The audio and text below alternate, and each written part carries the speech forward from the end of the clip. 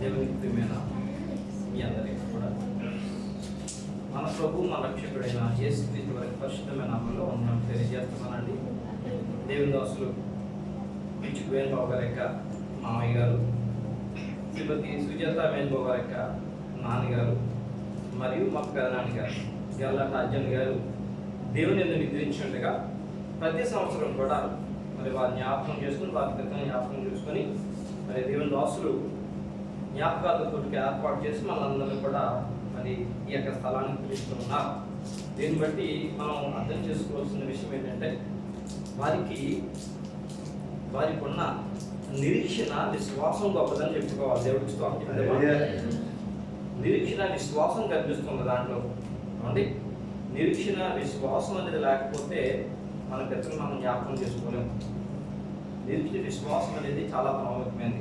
మరి ఆ విధంగా మన పితరులు జ్ఞాపకం చేసుకొని జ్ఞాపకాలతో కూడా ఏర్పాటు చేసుకుంటూ దేవుని యొక్క మరి ఆయన ఉన్నతమైన వాక్యాన్ని ఆయన బిడ్డలకు అందిస్తున్న దేవుని దోస్తులు మరొకసారి వారి కుటుంబానికి నలుగురు యొక్క వందనాలు తెలియజేస్తున్నానండి. తెలియజేస్తూ ఈ యొక్క నిరీక్షణ విశ్వాసం గురించి వాక్యాలు ముందుకు వెళ్దామండి. ప్రభువుకు ప్రియమైన దేవుని సంగమా, మనకు నిరీక్షణ విశ్వాసం గురించి పరిశుద్ధంలో చాలాసార్లు చదువుకున్నాం. మనం నిరీక్షణ విశ్వాసం ద్వారా అన్నిటి మేలులు ఆశీర్వాదాలు దీవులు మనం పొందుకోగలమని పరిశుద్ధంగా తెలియజేస్తుంది. దేవుని మీద నిరీక్షణ లేక దేవుని మీద విశ్వాసం ద్వారా, నిరీక్షణ విశ్వాసం ద్వారా ఇంకా చాలా విషయాల్లో దేవుడి దగ్గర నుంచి అనేకమైన మేలులు లేక మనకి కావాల్సినవన్నీ కూడా పొందుకోగలుగుతామని చెప్పి పరిశుద్ధంగా తెలియజేస్తూ ఈరోజు ప్రత్యేకించి నిరీక్షణ లేక విశ్వాసంతో కూడిన నిరీక్షణ ద్వారా పునరుద్ధానము ద్వారా మన పితరులను సజీవులుగా మనం పొందుకోగలుగుతామని, నిరీక్షణ విశ్వాసం ద్వారా మనము పునరుద్ధానం పొందుకుంటామని చెప్పి పరిశుద్ధంగా తెలియజేస్తోంది. మరి నిరీక్షణ విశ్వాసం అంటే మనకేం తెలియజేస్తుంది? విశ్వాసం అంటే దాని అర్థం నమ్మకం. నిరీక్షణ అంటే ఎదురు చూచుట ఏమండి. నమ్మకంతో ఎదురు చూడటమే విశ్వాసం. ఏమండి, విశ్వాసం అనగానే ఏమండి మనకి ఎవరు గుర్తొస్తారు? సాధారణంగానే ఏమండి అబ్రహాం గారు గుర్తొస్తుంటారు. ఎందుకంటే పరిశుద్ధ గ్రంథంలో రాయబడిన మాట ఏమండి, అబ్రహాము ఎవరు నమ్మారండి? దేవుని నమ్మాను, అది అతనికి నీతిగా ఎంచబడిన రాయబడి ఉంది. గలతీ 3:6-7 అబ్రహాము దేవుని నమ్మాను, అది అతనికి నీతిగా ఎంచబడిన రాయబడి ఉంది. అంటే అబ్రహాము దేవుని నమ్మెను అనగా విశ్వసించాడు. ఆయన ఏమండి విశ్వసించి నిరీక్షణ కలవాడే ఉన్నాడు. ఎప్పుడంటే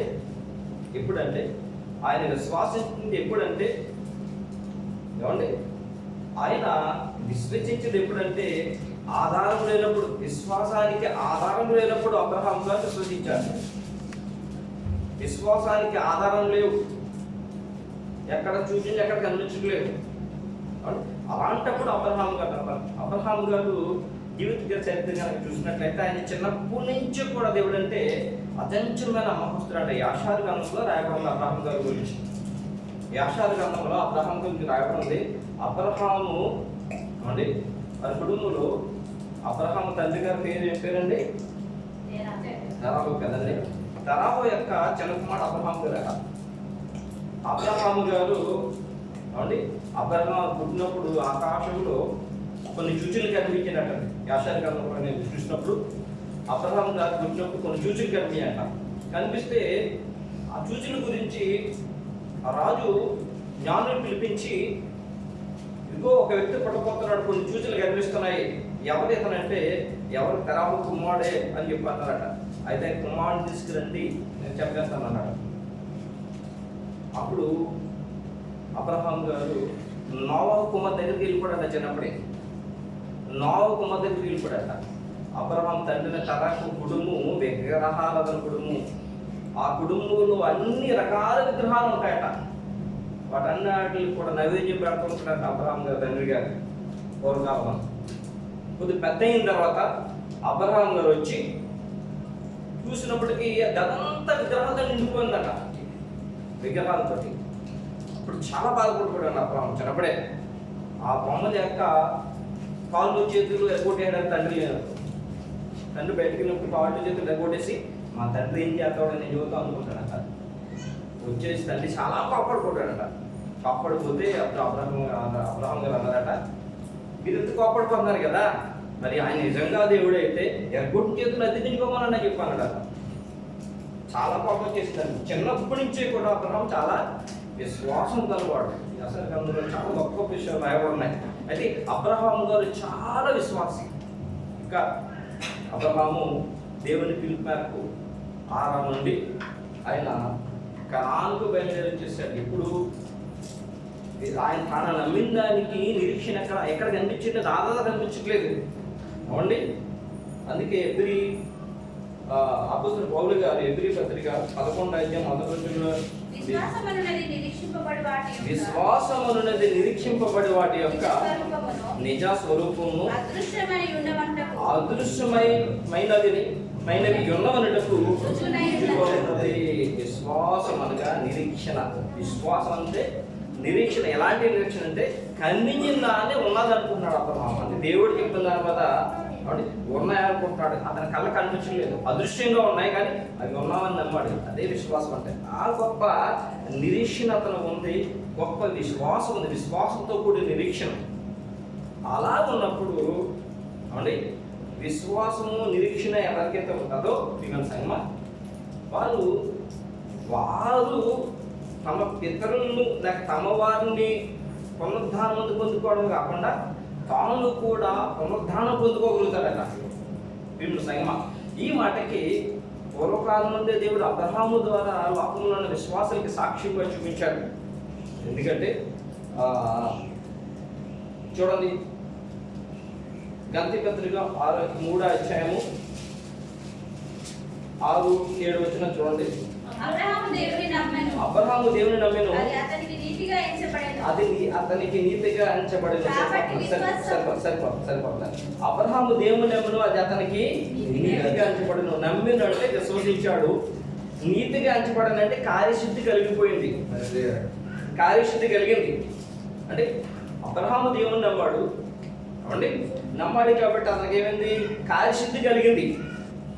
కాబట్టి అంటే అబ్రహాము దేవుని ఎప్పుడైతే నమ్మాడో అతను సంపూర్ణంగా నీతిమంతుడిగా తీర్చబడ్డాడు.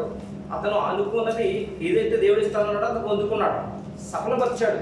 కాబట్టి లోకంలో ఉన్న వారంతా కూడా ఎవరైతే విశ్వాసం కలిగిన దేవుని పిల్లలు ఉన్నారో వారితో చెబుతూ చూడండి 7వ వచనం.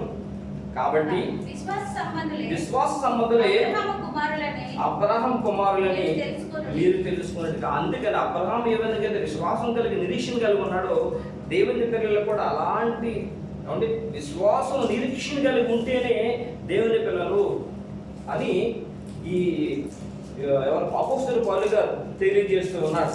అవునండి, ఆయన ఎలాగూ కార్యసిద్ధి పొందాడు అని అంటే యాకోబు పత్రిక 2:21 చెప్పడం చూడండి.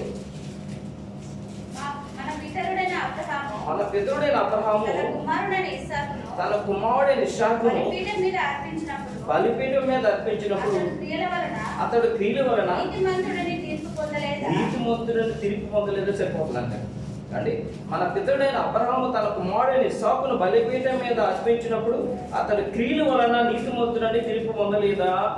దేవుడు అబ్రహాముని ఆరణ్యం నుంచి కనానికి రప్పించిన తర్వాత 25 సంవత్సరాల తర్వాత కుమారుని అనుగ్రహించాడు.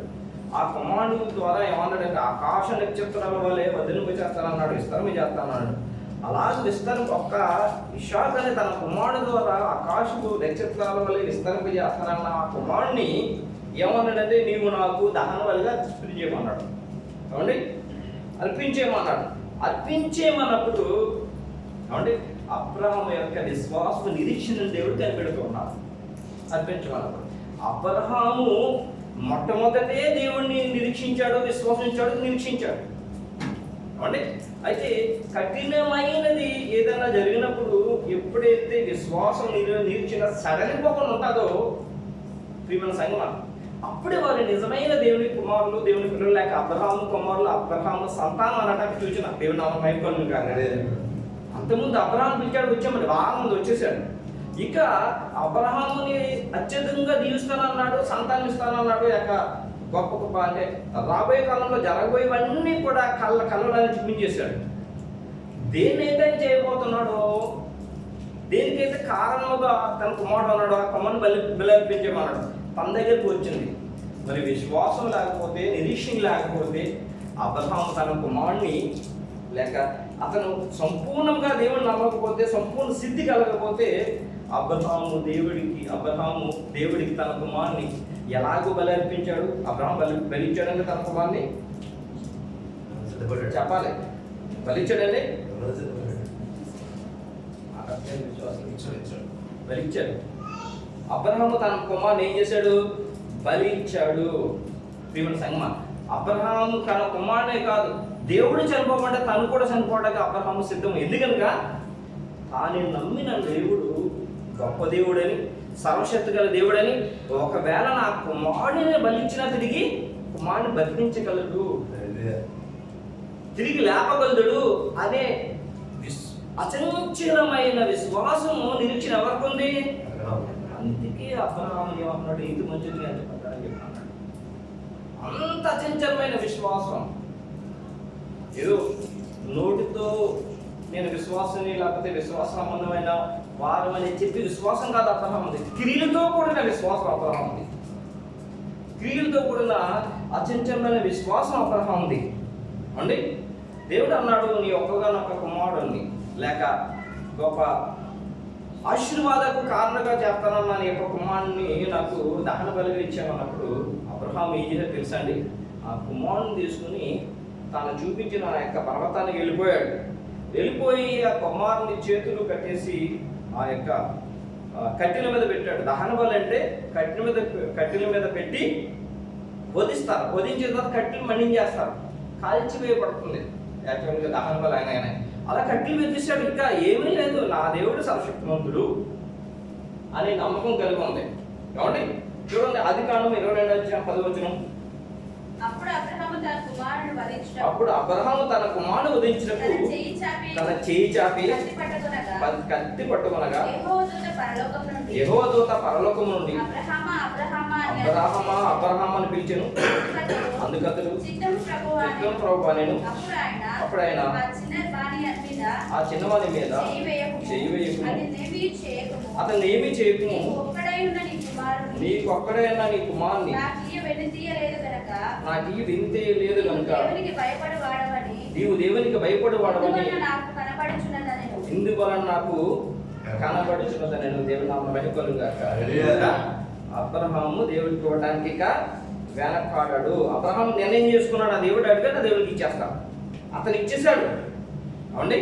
అందుకని యాకోబు పత్రికలో ఏమన్నాడు? యాకోబు పత్రిక 2:23 చూడండి. కాబట్టి అబ్రహాము దేవుని నమ్మెను, అది అతనికి నీతిగా ఎంచబడెను, అనులేఖనము నెరవేర్చబడెను, మరియు దేవుని స్నేహితుడని అతనికి పేరు కలిగెను. అబ్రహాము దేవుని నమ్మును, అది అతనికి నీతిగా ఎంచబడెను. దేవుని నమ్మిన వారికి నీతిగా ఎంచబడాలంటే క్రియలు సంపూర్ణంగా ఉండాలి. క్రియలు సంపూర్ణంగా ఉండాలండి. వారు విశ్వాసం గలవారు ఏమండి, నిరీక్షణ కలవాలన్నట్టు రుజువాలి. ఏమండి, అబ్రహాము ఎప్పుడైతే సంపూర్ణంగా దేవుడు నమ్మడో ఏమండి, అతను దేవుడు చెప్పిన కార్యం చేసాడో అతనికి నీతిగా ఎంచబడడం కాకుండా అతని ఎడల లేఖనము నెరవేర్చబడిందంట.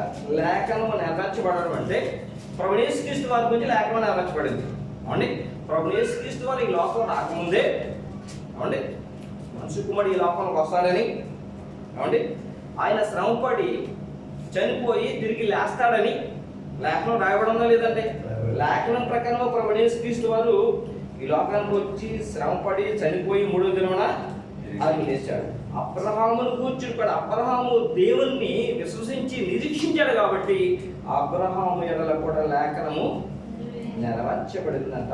దేవుని నామమున మహిమ ఎలా నెరవేర్చబడో చూద్దాం. ఎబ్రీ పత్రిక అపోస్తలుడు పౌలు గారు ఎబ్రీకి రాసిన పత్రిక 11వ అధ్యాయము చూడండి, 11వ అధ్యాయం 17 నుంచి 19. అబ్రహాము శోధింపబడి విశ్వాసమును బట్టి ఇస్సాకును బలిగా అర్పించెను. ఎవడు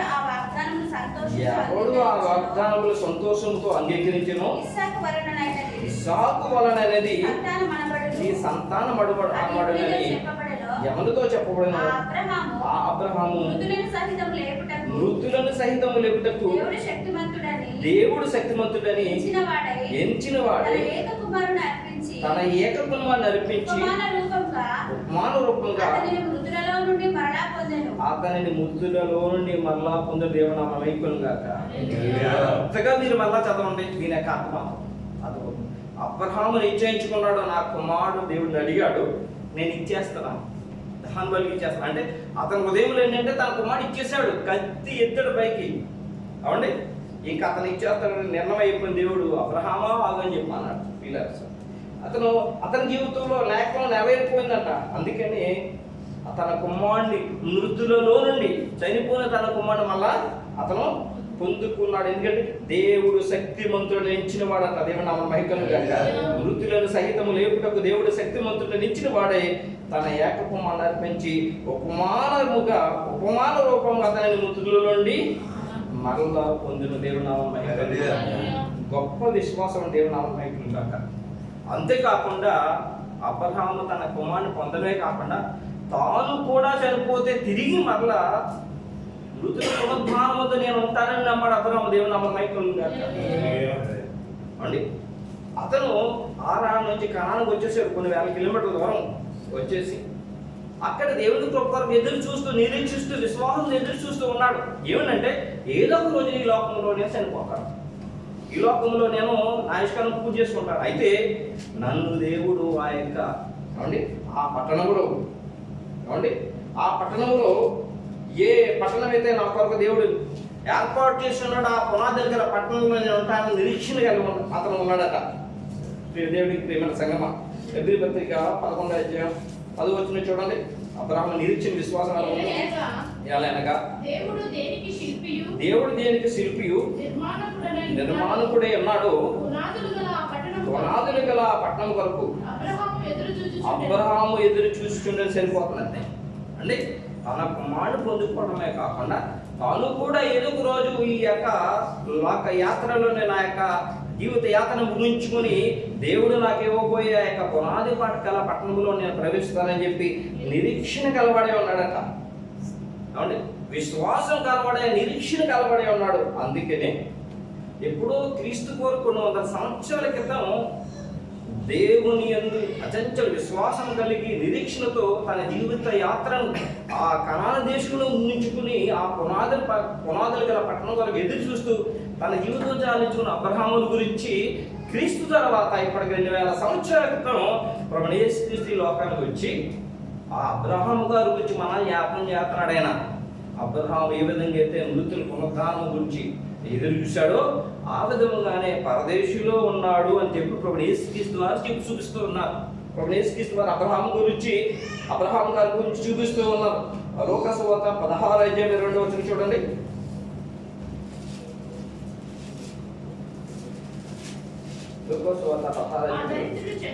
ఆ దరిద్రుడు చనిపోయి దేవదూతల చేత అబ్రహాము రొమ్మున ఆనుకున్నటకు కొనుక్కోబడిన. ఎక్కడ కొనుక్కోబడ్డాడు? పరదేశు. దేవుని నామమున మహిమ కలుగుగాక. పరదేశంలో ఉన్న వారందరూ కూడా ఎక్కడికి వెళ్తారు? ఆ పునాదులు గల నూతనమైన యెరూషలేము పట్టణానికి వెళ్తారు. దేవుని నామమున మహిమ కలుగుగాక. అక్కడికి వెళ్ళటానికి అక్కడ అబ్రహాము గారు ఎక్కడ సిద్ధముగా ఉన్నారు. ఈ రోజు రాజ్యం గారి గురించి కానీ వారి కుటుంబం గాచి కానీ మన పెద్దలందరూ కూడా ఎవరైతే ప్రభువైన యేసుక్రీస్తుని సొంత రక్షకుడిగా అంగీకరించున్నారో వారందరూ కూడా అబ్రహాము గారు ఉండే స్థలంలో ఉన్నారు. దేవుని నామమున మహిమ కలుగుగాక. ఆ స్థలం అబ్రహాము ఏ విధంగా అయితే విశ్వసించి నమ్మాడో అదే విధంగా అబ్రహాము గారు అక్కడ ఉన్నారని సాక్షాత్తు యేసుక్రీస్తు ప్రభువారే ఏమండి సాక్ష్యం ఇస్తూ ఉన్నారు. అంతేకాదు అబ్రహాము గారి దగ్గరికి వెళ్ళి ఒక రోజు ప్రభువైన యేసుక్రీస్తు వారు ఉన్నారు. చదువుకున్నాం లేదన్నా? చదువుకోవడం లేదా? ఎంత గొప్ప ఆధిక్యత విశ్వాసం ద్వారా నిరీక్షణ ద్వారా అబ్రహాము గారు పొందుకున్నారండి. నిరీక్షణ ద్వారా. అంతేకాదట పరిశుద్ధ గ్రంథంలో ఇంకా పౌలు గారు తెలియజేస్తున్నారు, విశ్వాసం ద్వారా నిరీక్షణ ద్వారా స్త్రీలు సహితము మృతులైన తమ వారిని పొందుకున్నారని చెప్పి పౌలు గారు తెలియజేస్తున్నారు. స్త్రీలు సహితం 11:35 చూడండి. స్త్రీలు మృతులైన తమ వారిని పునరుత్థానం వలన మరలా పొందిరి. కొందరైతే మరీ శ్రేష్టమైన పునరుత్థానం పొందగోరి విడుదల పొందనొల్లక యాతన పెట్టబడిరి. స్త్రీలు మృతులైన తమ వారిని పునరుత్థానం వలన మరలా పొందిరి. స్త్రీలు పొందుకున్నారా? దేని ద్వారా? విశ్వాసం ద్వారా, నిరీక్షణ ద్వారా. విశ్వాసం అనే నిరీక్షణ ద్వారా. దీని గురించి సాదృశ్యముగా పరిశుద్ధ గ్రంథంలో దేవుడు తెలియజేస్తున్నాడు. ఏలియా కాలంలో 3.5 సంవత్సరాలు కరువు వచ్చింది.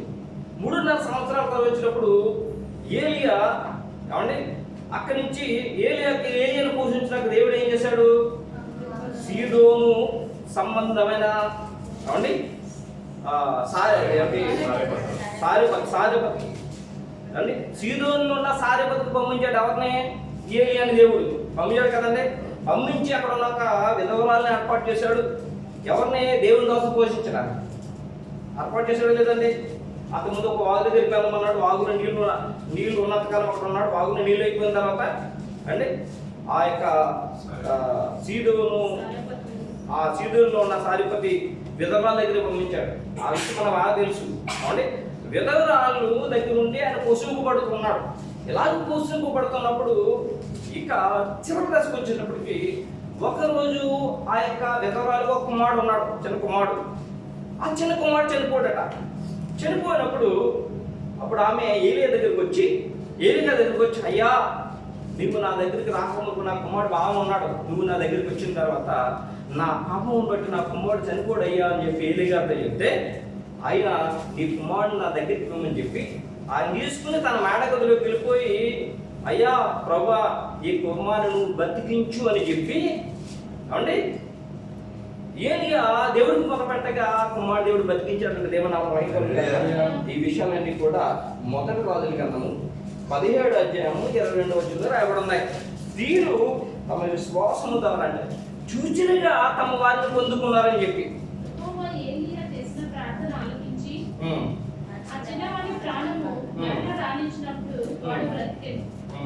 ఏలియా ఆ చిన్నవాడిని తీసుకొని గదిలో నుండి దిగి ఇంట ప్రవేశించి వాడిని తల్లికి అప్పగించి, ఇదిగో నీ కుమారుడు, వాడు బ్రతుకుచున్నాడని చెప్పగా ఆ స్త్రీ ఏలియాతో, నీవు దైవజనుడవై ఉన్నావనియు నీవు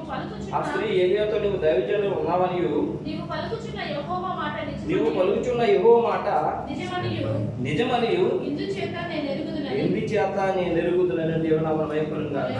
స్త్రీ తన విశ్వాసం నిరీక్షణ బట్టి ఏం చేసిందంటే మృతుల్లో ఉన్న తన యొక్క కుమారుడిని పొందుకుంది. అదే కాదు, చాలా మంది విశ్వాసం ద్వారా మృతులైన తన వారిని పొందుకున్నారు. అంతేకాకుండా విశ్వాసం ద్వారా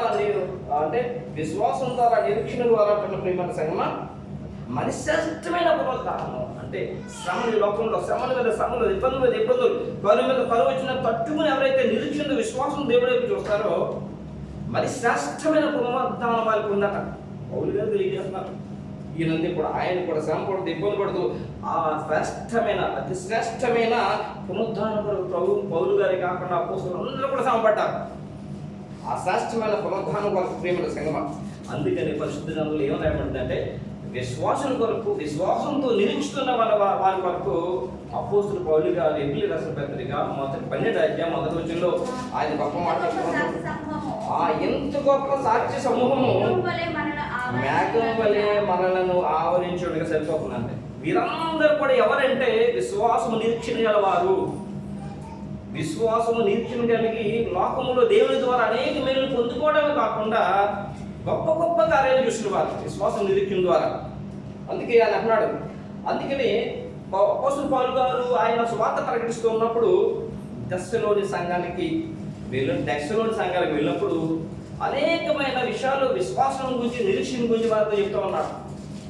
అన్నీ చెప్పిన తర్వాత ఆ దశలోని సంఘం వారు మృతులైన తన వారి గురించి ఎప్పుడు కూడా బాధపడుతూ ఇబ్బంది పడుతూ ఉన్నారట.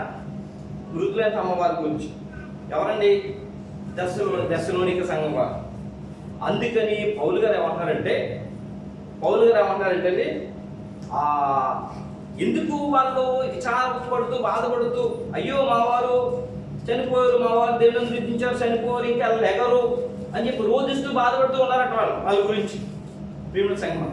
అలా రోధిస్తూ బాధపడుతున్నప్పుడు పౌలు గారు బాధ ఏమంటున్నాడంటే ఎందుకు దేవుని నమ్ముకుని కూడా మీరు ఇలాగ రోధిస్తున్నారు, బాధపడుతున్నారు అని చెప్పి చూడండి దశలోనిక 4:13 సహోదరులారా నిరీక్షణ లేని ఇతరుల వలె మీరు దుఃఖపడకుండా నిమిత్తము నిద్రించుచున్న వారిని గురించి మీకు తెలియకుండా మాకు ఇష్టం లేదు. సరిపోతుంది చదువుదిగా.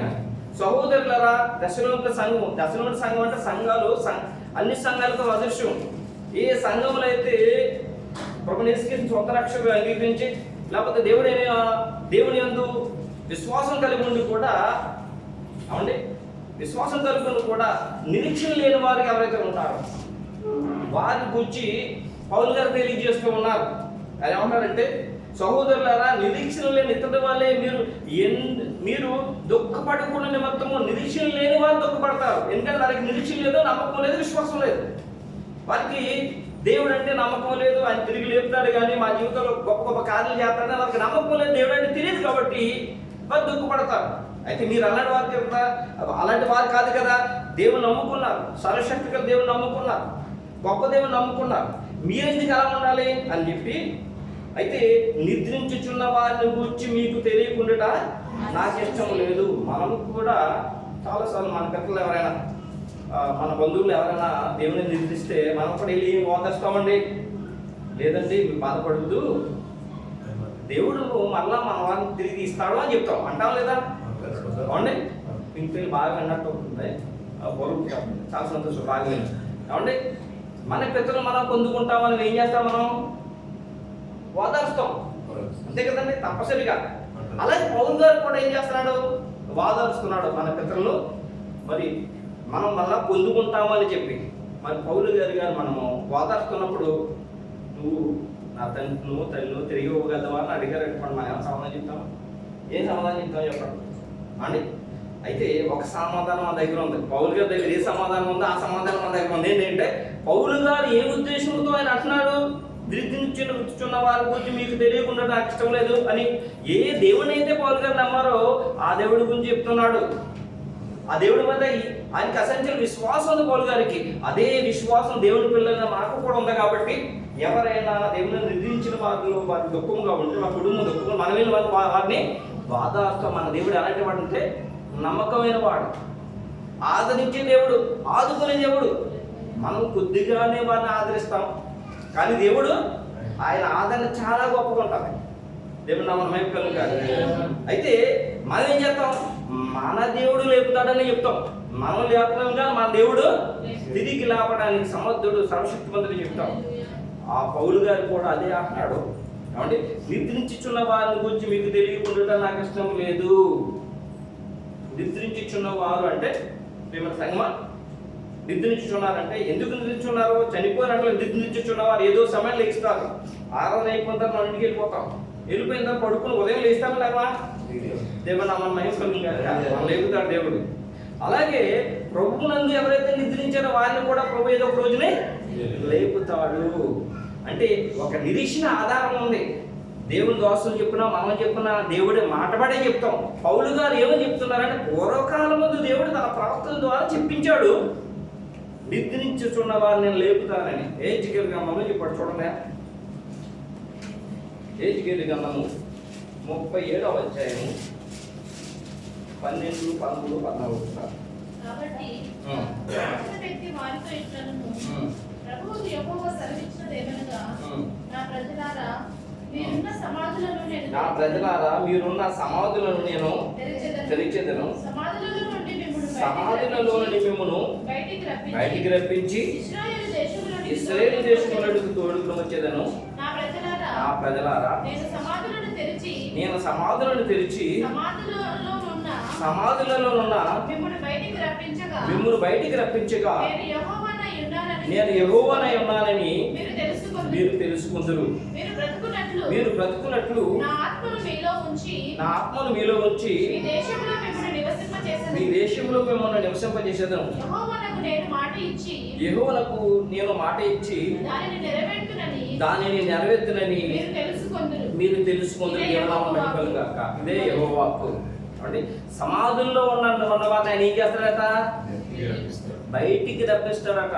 అంటే నిద్రపోతున్న వారిని మరి సమాధుల దగ్గరికి వెళ్ళి, దీనికి సాదృశ్యం ఏంటంటే సమాధుల్లో ఎవరు ఉంటారో మన పెద్దలందరూ చనిపోయిన తర్వాత తీసుకెళ్ళి ఎక్కడ పెడతామండి? సమాధుల్లో పెడతాం. ఈస్ట్ రోజు మనం ఏం చేస్తాం? సమాధులు ఏం చేస్తాం? శుభ్రంగా అలికి ముగ్గులు పెట్టి, లేకపోతే ఈ లోపల అయితే మార్పులు కూడా ఏం చేస్తున్నాం? చాలా బాగానే మార్పులు చక్కగా చాలా చాలా అందంగా ఆయన సమాధులు చేస్తున్నారు. దీనికి సాదృశ్యం ఏంటంటే నిరీక్షణ, నమ్మకము. సమాధుల్లో ఎవరున్నారంటే సమాధుల్లో మన పితరులు ఎవరైతే దేవుని నిధించారో వారి యొక్క ఎముకలు మాత్రమే ఉన్నాయి. మొన్న అనేది వెనకటి వల్ల మొన్న అయిపోయిన ఆత్మ దేవుని ఆత్మ ఎప్పుడో వెళ్ళిపోయింది. ఎక్కడికి? అబ్రహాం గారి దగ్గర పరదేశికి. దేవుని నామమహిమగా. కానీ వారి యొక్క ఎముకలు ఎక్కడున్నాయి? సమాధిలో ఉన్నాయి. చూడండి, అప్పుడప్పుడు చిన్నపిల్లలకి పెద్దవాళ్ళు తండ్రి తల్లి బయటకు వెళ్తారనుకోండి, వాళ్ళని చూస్తారు. తర్వాత పిల్లల్ని అడిగి మీ మమ్మీ ఎక్కడికి వెళ్ళి, మీ డాడీ ఎక్కడికి వెళ్ళాలంటే ఇలా వెళ్ళారని చెప్తారు లేదా? నాకు స్నేహితుడు ఉన్నాడు, అలానే ఫీవర్లో పనిచేస్తాడు. మంచి జాబ్, చాలా మంచి జాబ్. వారి పిల్లలు ఇంటి దగ్గర ఉన్నారు. ఇక్కడ మన కరోనా చనిపోయాడు. వాళ్ళ పిల్లలకి ఏం చెప్తారు తెలుసా అంటే, మన దుబాయ్లో ఉన్నానని చెప్తారు. అప్పుడప్పుడు వాళ్ళ తమ్ముడు సాధ్యంలో సమాజం బ్యాక్టీరియల్ వస్తుంటాడు. ఇలా మన దగ్గర పిల్లలు వచ్చారు అని చెప్తుంటాడు నాతో అసలు. దానికి ఎక్కడికి వెళ్ళాడు? మా అన్న దగ్గరికి వెళ్ళాడు. ఎక్కడికి వెళ్ళాడైనా వాళ్ళ అన్నయ్య గారి దగ్గర శరీరం అక్కడ లేదు, ఎముకలు మాత్రం ఉన్నాయి. అలాగే మన ప్రతి వారి యొక్క కుటుంబం వారి యొక్క ఎముకలు ఆ సమాధులు ఉన్నాయి. ఆ ఎముకలు ఎవరి అంటే రాజ్యాన్ని గారి మామయ్య గారు, రాజ్యాన్ని గారు. అలాగే మన బంధువులు పని ఏమంటారు? మా వారు పలానా వారు ఇక్కడ ఉన్నారంటారు. అది నిరీక్షణ. దేవుని నామమున మహిమ కలుగును గాక. అది నిరీక్షణ, విశ్వాసంతో కూడిన నిరీక్షణ. విశ్వాసంతో కూడిన నిరీక్షణ. ఇది అబ్రహాము గారు కూడిన నిరీక్షణ. ఏదో ఒక రోజున నా దేవుడు వారిని లేపుతాడు. దేవుని నామమున మహిమ కలుగును గాక. లేపుతాడు. మరి ఎక్కడ ఉన్నారు? పరదేశంలో ఉన్నారు. ఒక పక్క మా వారు పరదేశంలో ఉన్నారు నమ్ముతున్నాం, ఇంకో పక్క ఏం చేస్తున్నాం? తిరిగి వస్తారని చెప్పి మళ్ళీ జ్ఞాపకం చేసుకుంటున్నాం. అందుకే జ్ఞాపకాలు కొడుకులు అండి పరిశుద్ధ బట్టి జ్ఞాపకాలు కొడుకులు అందుకే ఏర్పాటు చేసుకోవడానికి. ఈయన అన్నారు కదా, నిద్రించుచున్న వారిని గురించి మీకు తెలియకుండా నాకు ఇష్టం లేదు. ఏమండి? నాకు ఇష్టం లేదు. కాబట్టి వారు ఎక్కడ ఉన్నారంటే ఏమండి? పరదేశంలో ఉన్నారు. అది పౌలు గారు అంటున్నారు, నిద్రించుచున్న వారిని గురించి మీకు తెలియకుండా నాకు ఇష్టం లేదు అంటే చెబుతూ ఆయన అన్నాడు, యేసు మృతి పొంది తిరిగి లేచినని మనం నమ్మిన ఎడల అదే ప్రకారం యేసు నందు నిద్రించిన వారిని దేవుడు ఆయనతో కూడా వెంట పెట్టుకొని వచ్చును. ప్రభువు యేసు క్రీస్తు వారు శ్రమపడి చనిపోయి సమాధి చేయబడి 3వ దినం లేచిన వెంటనే కూడా కొన్ని సమాధులు తెరవబడ్డాయంట. కొంతమంది పరిశుద్ధులు ఎక్కడికి వెళ్ళారట? ఋషులకు వెళ్ళిన పరిశుద్ధులు రాయబడి ఉంది. పూర్వకాలంలో దేవుడు ప్రవక్త ద్వారా ప్రవచించిన ఏ మాట అయినా వ్యర్థము కాదే కాదు. కొంతమంది పరిశుద్ధులు ఎక్కడికి వెళ్ళారు? ఋషులకి వెళ్ళి కొంతమంది కనిపించారట. ఆయన ప్రవచనం నెరవేర్చబడవలసిందే. దేవుని నామమున మహిమ కలుగును గాక. అది చూచిన ఆ విధముగా ఆయన సమాధులు తెరిచి బయటకు తెప్పిస్తారు. ప్రభు యేసుక్రీస్తు లేచిన తర్వాత ఇక మన పితరులు ప్రభు యేసుక్రీస్తునందు నిద్రించిన ప్రతి ఒక్కరిని కూడా ఆయన తిరిగి తీసుకొస్తాడట. మరి ఒకవేళ అప్పటి వరకు కూడా మనం చనిపోకుండా నిద్రించకుండా ఉన్నట్టే మన శరీరం మహిమ శరీరంగా మార్చబడి ప్రభు యేసుక్రీస్తు వారు ఏ విధంగా అయితే అదే శరీరంతో అదే ఎముకలతో మహిమ శరీరంగా మార్చబడి పరలోకానికి వెళ్ళారో అదే విధంగా మనం వెళ్ళిపోయాన్ని అంటే ఎదుర్కొంటామంట. ఏమండి? ప్రధాన పూత శబ్దంతోనూ దేవుని బోరతోనూ పరలోకం నుండి ప్రభు దిగి వచ్చును. క్రీస్తునందు నుండి మృతులైన వారు మొదట లేతురు అంటే మన వరుస ప్రకారం ఆ మీదట సజీవమై నిలిచి ఉండి మనము వారితో కూడా ఏకముగా ప్రభువుని ఎదుర్కొంటకు ఆకాశమండలకు మేకల మీద కొనుక్కోబడుము. కాగా మనము సదాకాలము ప్రభుతో కూడా ఉందుము. కాబట్టి ఈ మాటల చేత మీరు ఒకరినొకరు ఆదరించుకుని నిరీక్షణ లాగా మన నిరీక్షణ కూడా ఉండాలట. మన నిరీక్షణ ఎలా ఉండాలంటే, నేను నిద్రించినా కూడా తిరిగి మరలా ఆ దేవుడు ఏర్పాటు చేసిన పునాదులు గల పట్టణంలోనే ఉంటారు. అబ్రహాము విశ్వాసముతో నిరీక్షించి తన కుమారుడు సాదృశ్యం పొందుకున్నాడు. అబ్రహాము నిరీక్షించి విశ్వసించి పరదేశులో సిద్ధముగా ఉన్నాడు ఆ పరలోక పట్టణానికి వెళ్ళడానికి, దేవుడు ఆ యొక్క నిత్య జీవనానికి స్వతంత్రించుకోవడానికి. దేవుని పిల్లలైన మనతో కూడా అదే చెప్తున్నారు. దేవుని యొక్క దాసులుగా దేవుడు సెలవిస్తున్నాడు, మీరు కూడా విశ్వాసము నిరీక్షణ బట్టి ఈ లోక సంబంధమైన దేవుని ఆశీర్వాదమే కాకుండా పరలోక సంబంధమైన దేవుని ఆశీర్వాదాలు మీరు పొందుకోవాలని దేవుడు తన యొక్క ప్రవక్తల ద్వారా మనకి తెలియజేస్తున్నాడు. అందరూ ఒకసారి చెప్తాము, చాలా చెప్పుకుంటున్నాం కదా. మనకందరికి వచ్చిన పాట చరణం పల్లవి. నీ కృపా బాహుల్యమే ఐశ్వర్యమునిచ్చినది, తేజోవాసుల కోసం అనుగ్రహించినది. నీ కృపా బాహుల్యమే ఐశ్వర్యమునిచ్చినది, తేజోవాసుల కోసం అనుగ్రహించినది. అక్షయమైన దేవుడు ఆనాది ప్రణాళికతో, అక్షయమైన దేవుడు ఆనాది ప్రణాళికతో సీయోనులో నీతో నేనుండును, సీయోనులో నీతో నేనుండును. మరణం చేర్చుకొని మరణం తీసుకొని నన్ను కొనిపోవాలయ్యున్న ప్రాణప్రియుడా యేసయ్యా. మరణం చేర్చుకొని మరణం తీసుకొని నన్ను కొనిపోవాలయ్యున్న ప్రాణప్రియుడా యేసయ్యా. నిన్ను చూడాలని నా హృదయమెంతో ఉల్లసించుచున్నది, నిన్ను చూడాలని నా హృదయమెంతో ఉల్లసించుచున్నది, ఉల్లసించుచున్నది. గగనము చేర్చుకొని గగనము తీసుకొని నన్ను కొనిపోవాలయ్యున్న ప్రాణప్రియుడా యేసయ్యా. గగనము చేర్చుకొని గగనము తీసుకొని నన్ను కొనిపోవాలయ్యున్న ప్రాణప్రియుడా యేసయ్యా. హల్లెలూయా. ప్రార్థన. మహాగణుడు మహోన్నతుడు సర్వశక్తిమంతుడు ప్రభువా, మీ ఘనమైన నామానికి స్తోత్రం ఇస్తున్నాను. పూర్వకాలంలో అబ్రహాము గారి యొక్క విశ్వాసం నిరీక్షణ బట్టి